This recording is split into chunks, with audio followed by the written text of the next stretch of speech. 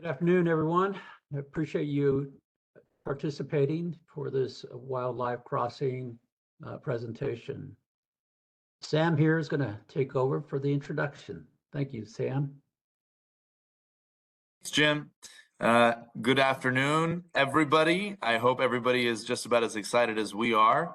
We're getting ready to erect the girders for the Wallis Annenberg Wildlife Crossing.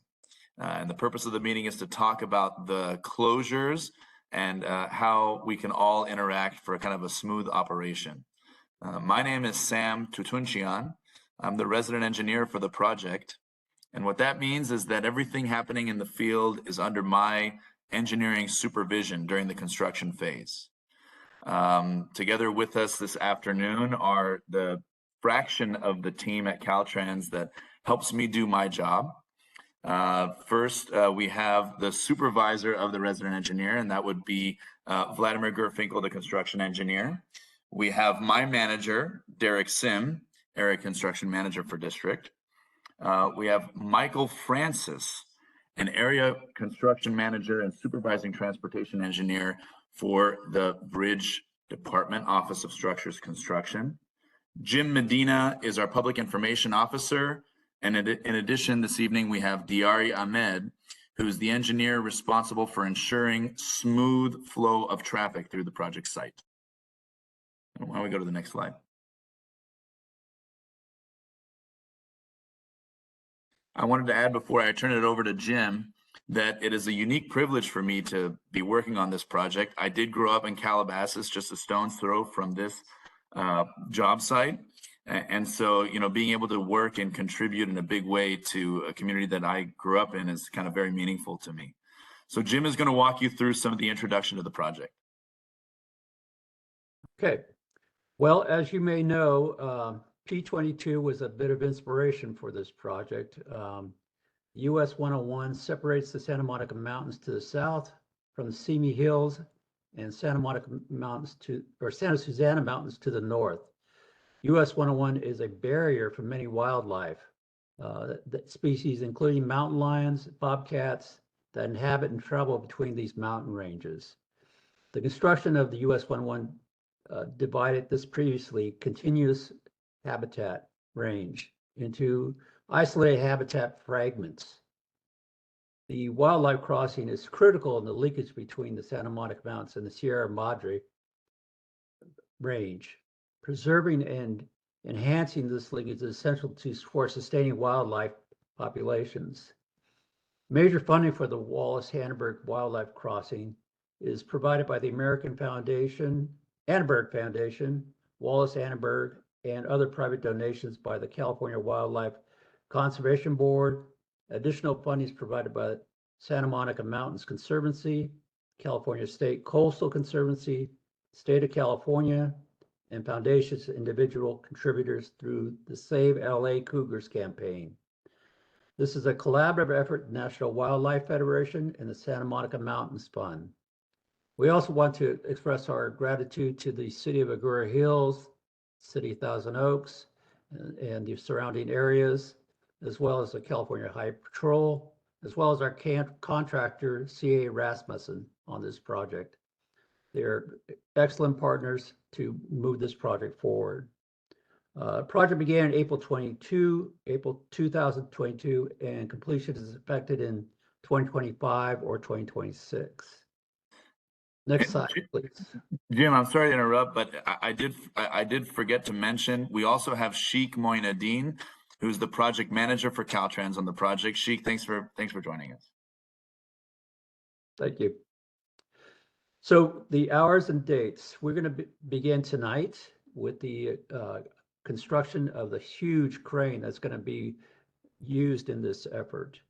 All the southbound lanes of US 101 will be closed from 11 p.m. to 4 a.m. Monday to Friday between Liberty Canyon Road and Chesborough Road.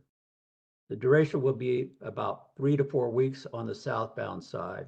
And then we change over to the northbound side, which would be, the hours would be midnight to 5 a.m. on that section.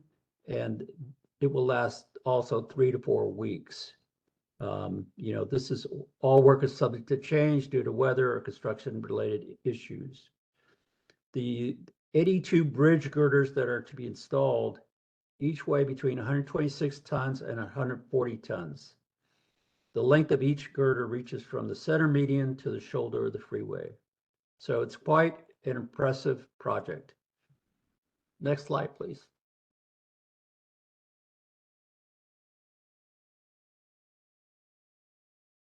Hi, this is Mike Francis. I'm the bridge guy. This is a typical video of a large girder being lifted into place. A few differences with our projects. Ours will be a box girder and it will be lifted from the roadway and set on some temporary supports by a single 500-ton crane. But the idea of what you're seeing here will be the same. Our girders will be placed right next to each other all the way across the bridge. So from the top, once the girder's on there, it'll look like one continuous structure along the width of the bridge itself.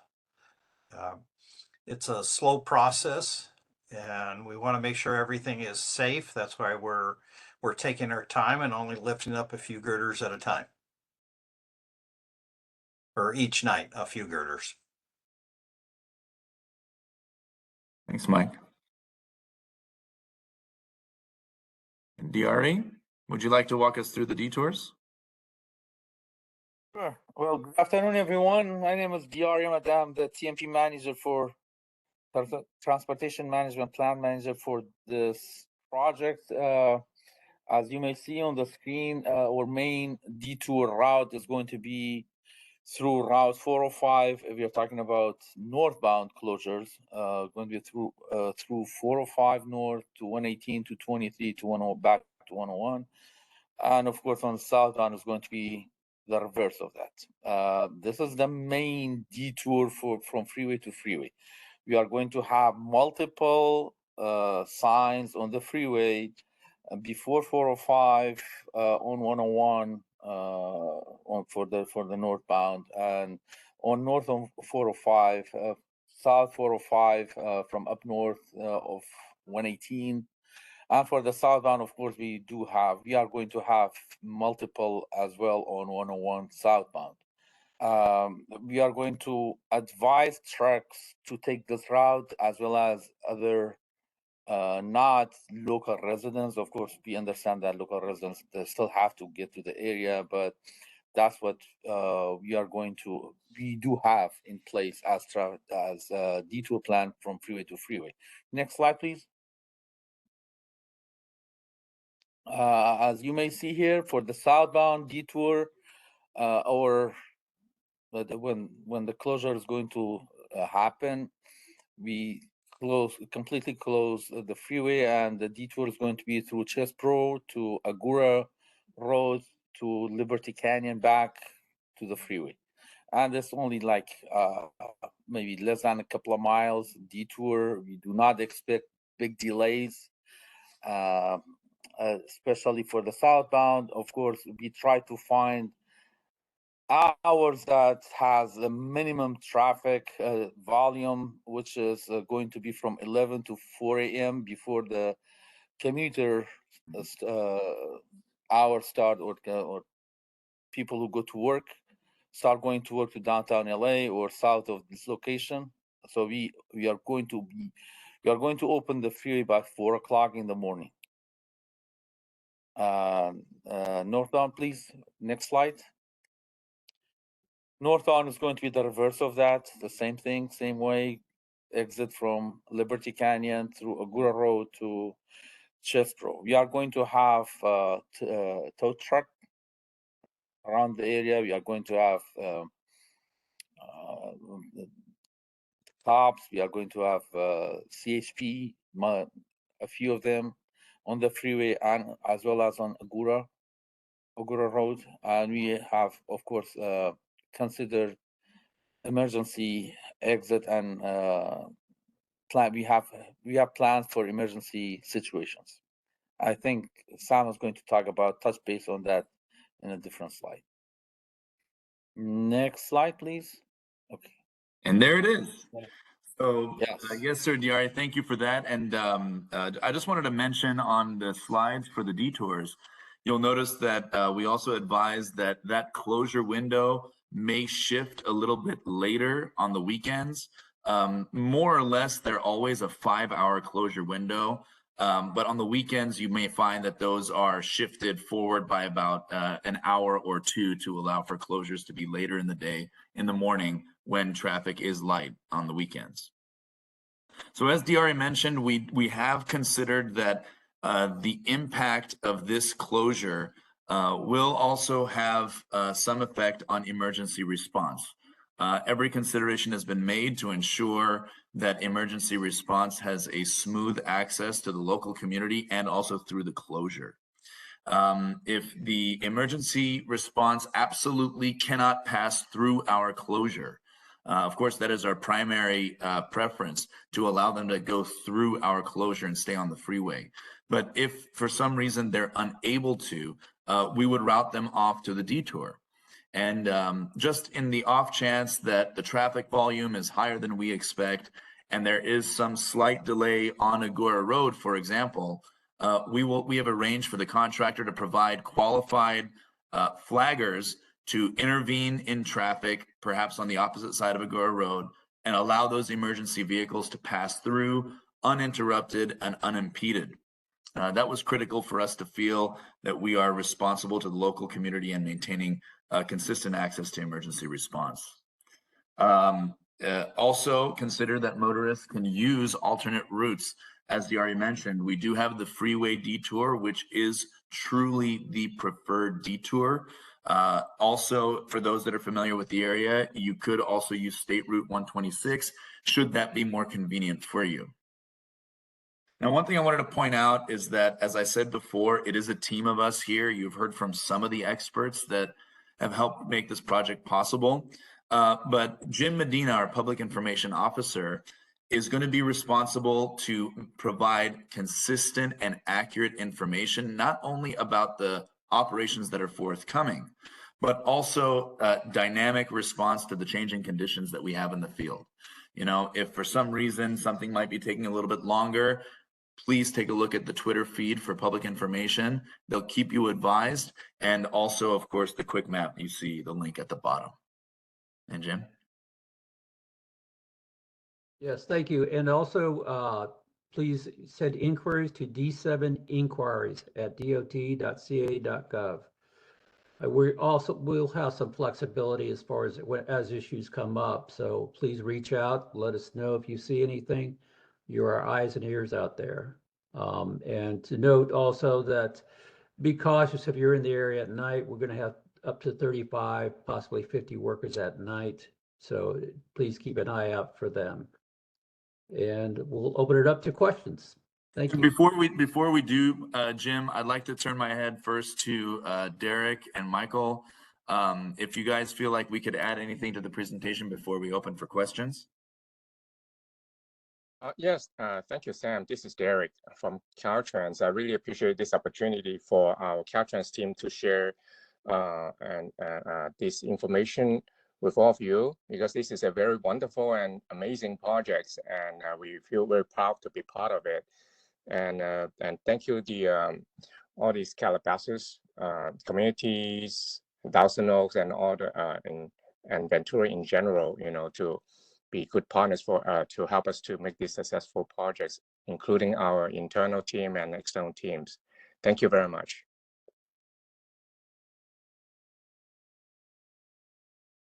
So any questions? Yeah, questions. Yeah, if you have a question, go ahead and raise your hand.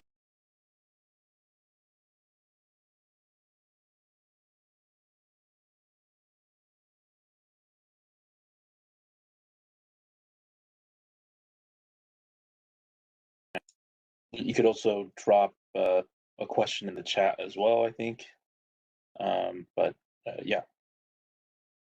And Michael, I didn't mean to, I didn't know if you wanted to add anything. I didn't know if you were, I guess we could consider this to be kind of a conversation as well. So Yeah. You have anything to add maybe? No, just that one of the earlier pictures in the presentation had some temporary supports up there, and that's actually what the girders will be placed on. And then later in the process, we will tie them into the abutments and the vents in the center of the freeway. That was it. Yeah. Perfect. So in the short term, they will be setting on these temporary supports. Yeah, Michael, and of course, everyone's probably noticed that passing through the freeway on their commutes. Right. So very exciting. Okay, we have a first question in the chat. It said, after the first girder is positioned, will we be driving under the crossing? Eric, you broke up there. I heard you say that the first girder would be placed and then we would be driving under. Correct. And that is accurate. And, you know, Yes. just to kind of expand on that a little bit, maybe Michael could kind of expand on this notion of these temporary supports and the rigor that we go through to implement them. Yeah, these supports have been designed by the contractor's engineers, and then they've been reviewed by structural engineers at Caltrans. Perfectly fine for holding the load. We do similar things in different parts of the state all the time. So yes, come Wednesday morning, you drive through there, you'll see the first few girders up on one side, and we'll be driving underneath it. And Michael, wouldn't I be correct to say that, you know, the precast method just holds with it so much more control in implementation, just because these things are fabricated off-site, and so much of that duration and time that we would have these kind of temporary loads above is greatly reduced with temporary girders, I presume. Yes, it is, because otherwise we would need much more temporary supports out there if we were to do this as a cast in place concrete system. This type of structure was chosen as the best to lessen the impact on traffic and the traveling public and still provide us with the structure that met all the requirements for the wildlife crossing. All right, thanks, gentlemen. We have a question from Matthew. Matthew, if you're ready, I'm going ahead and unmute you right now.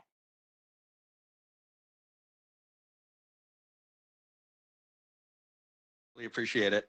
As a resident in one of those homes, in the slide that's currently up on there, I just wanted to speak up quickly for all the local residents in the immediate area here. We're kind of getting into that heavy lifting, so to speak, phase of the project where some of us have a little trepidation about the detours and whatnot and what's going on through the night.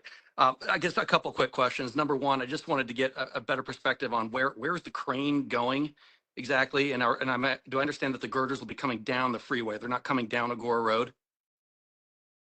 Yes. So I'll allow Michael to comment on the actual positioning of the crane. As it pertains to the transport of those girders, we do not expect those girders to be transported on Agora Road for any known reason at this time. Certainly not.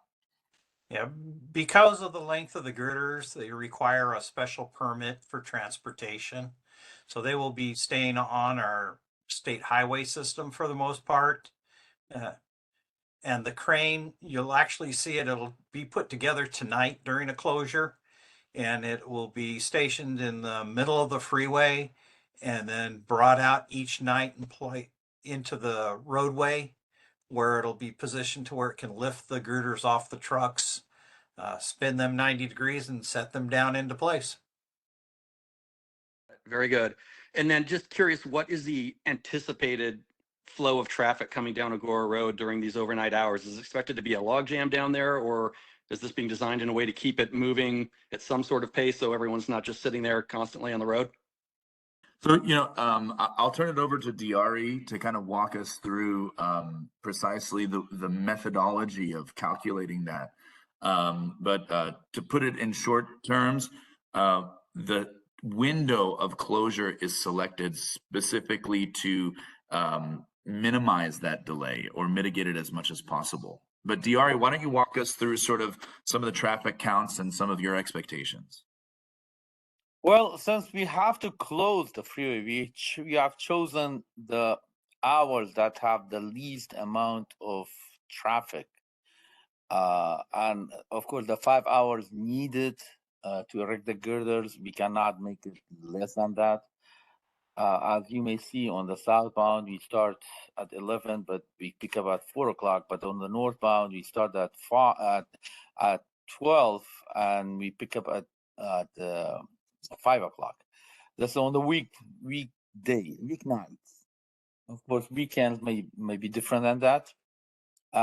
So those are the hours with the least amount of traffic, as I mentioned, and we do not expect delays except the first hour, and the delay should not be more than 5 minutes maximum. Got it. Okay. And Matthew, I'd like to also, kind of mention that, we do our very, very best to plan and keep things as minimal as possible. But, there are anomalies, right? And sometimes those things kind of exceed our expectations. But rest assured, I myself will be out there every night. And part of our adjustments is that if we do see that there is a kind of an inordinate amount of traffic that we weren't expecting, we reevaluate. Okay, and it won't be something that's overlooked. It'll be taken very seriously. But in addition, like those measures that we mentioned about emergency response and things, I want you to consider that we've also considered what if a semi breaks down, right? So we have a tow truck that's capable of hauling that semi out of Agora Road and away so that traffic can continue to flow. So I hope that we can put you mind at ease that we've really taken it very, very kind of expansive kind of critique of it, and we've prepared for as many considerations as we can. No, very much appreciate that, and I have no doubt it'll be okay. I mean, the bigger thing that was kind of lurking in my mind with respect to the flow of traffic was just people getting frustrated and starting to meander up the private roads and stuff like that, which ours is a dead end, for example, and just starting to kind of roam around the neighborhoods. That's what we're trying to avoid most of all.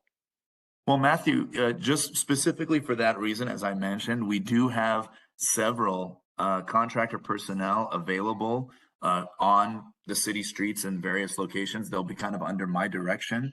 And so if we do observe that, and we're very familiar with that community, if we do observe that people are trying to kind of circumvent the intended flow and try to, like you said, meander is probably a good word, to go into areas where they shouldn't, we can simply have our contractor personnel there to keep traffic flowing to where it's fully intended. Great. Appreciate that. That's it for me. I really appreciate the information again. Thanks, everyone. Mm-hmm. Thank you, Matthew, for your question. Much appreciated. Again, everyone, if you want to ask a question, you can raise your hand, drop it in the chat as well. Question for, probably going to be for Mike, is how many girders, what is our goal for how many girders we could post up in an evening? Yeah, just our expectation there. Yeah, depending upon the night, they'll install anywhere between 4 and 6 girders. They'll take anywhere from 20 to 30 minutes to install. So first night, we're going to do 4 girders. It allows us to get used to the layout and the flow of things. And as the workers get a little bit more, work more with it, we can speed that up a little bit, and we'll hopefully be hitting that 6 girders a night. So we have a total of 82 girders, 41 in each direction. And Michael, of course, like those are under ideal conditions. Yes. If there happens to be some wind and other things that cause it to kind of be more difficult, it may be as little as 2 girders. And I guess that's part of the reason why we're advising at this time up to a month of, events in each direction. And hopefully we have the good weather, Michael, that you're hoping for too, I'm sure. Yes, that 4 to 6 is under ideal conditions as far as wind and weather. Yeah, we're really crossing our fingers for it. We need that good weather. Hey, listen, engineering is you got to believe. You got to believe. I think the public's really tired of weekend rain, and hopefully weather could cooperate with us. Yeah. All right, that's all the questions I see here. I want to thank the public for and the media, because I do see you in here, for jumping in on this meeting. And this is recorded, so we are going to post this up on our YouTube page, and hopefully the next couple of hours if we can do that. And folks could go ahead and see the presentation in case they missed it, and we'll post that link on our website as well. And we'll post it on our social media pages as well. So thank you all. Please avoid stress to your listeners and viewers to avoid those hours of travel and adjust their travel as best as possible. And again, thank you so much for attending. And I'll go ahead and shut this meeting down. Thanks a lot, everyone.